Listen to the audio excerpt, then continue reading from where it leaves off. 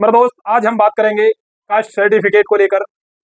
पूरा प्रोसेस क्या होने वाला है, आखिर इसके लिए कौन कौन से डॉक्यूमेंट चाहिए, इस प्रक्रिया में कितने दिन लगेंगे, जब आपके हाथ में कास्ट सर्टिफिकेट बनकर तैयार हो जाएगा। इसमें डॉक्यूमेंट कौन कौन से चाहिए? पहला तो आपको आधार कार्ड, सबसे पहले नंबर पर आधार कार्ड जरूरी है।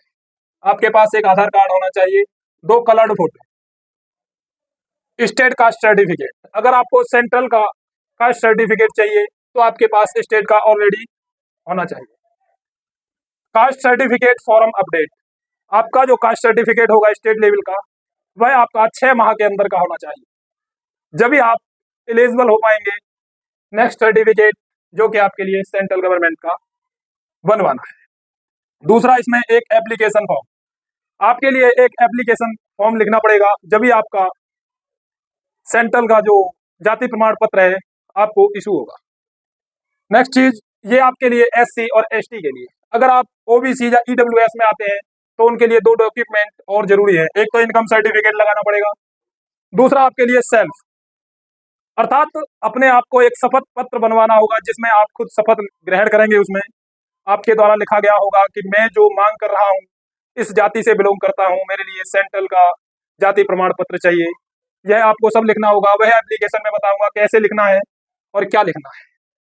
बात खत्म होती है ईडब्ल्यूएस और ओबीसी को लेकर 2 डॉक्यूमेंट। इसमें फीस कितनी आती है? आपका ऐसा नहीं 2-4 हजार रुपये खर्च होगा फीस में। मेरे दोस्त, बिल्कुल ऑफिशियली जो फीस है इसकी 0 रुपीज, कोई आपका चार्ज नहीं है, कोई फी नहीं है आपकी इसमें। अगर अनऑफिशियली बात करते हैं तो मेरे दोस्त, जो वहाँ बाबू बैठे होते हैं, बाबू लोग होते हैं, उनको आप 100-200 रुपये दे देते हैं तो वो आपका जल्दी से जल्दी इशू करा देते हैं, 1-2 दिन वेट करा के। बस इतना ही हो सकता है और कुछ नहीं है, इसमें कोई फीस नहीं। सक्षम प्राधिकारी, आखिर जो आप सेंट्रल का अपना कास्ट सर्टिफिकेट लेंगे उसमें कौन सक्षम प्राधिकारी होते हैं उनके बारे में चर्चा करते हैं। डीएम अर्थात डिस्ट्रिक्ट मजिस्ट्रेट, एडीएम, एसडीएम, सब डिस्ट्रिक्ट मजिस्ट्रेट। ठीक।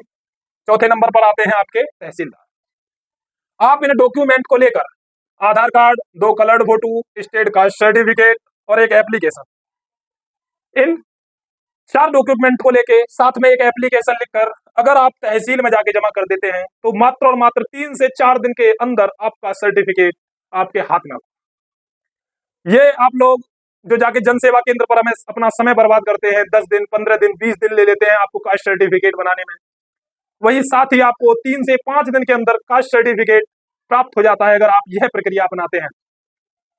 साथ ही आपको बताता हूं, इसकी प्रक्रिया जो है, मात्र टाइम जो लगेगा वो केवल 3 से 5 दिन का है समय। एप्लीकेशन में आपको क्या लिखना है? सेवा में श्रीमान महोदय।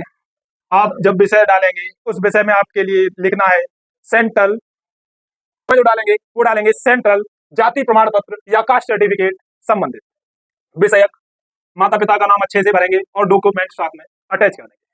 5 दिन के अंदर आपका डॉक्यूमेंट आ जाएगा, कास्ट सर्टिफिकेट आ जाएगा। इस सर्टिफिकेट से सबसे बड़ा फायदा क्या है?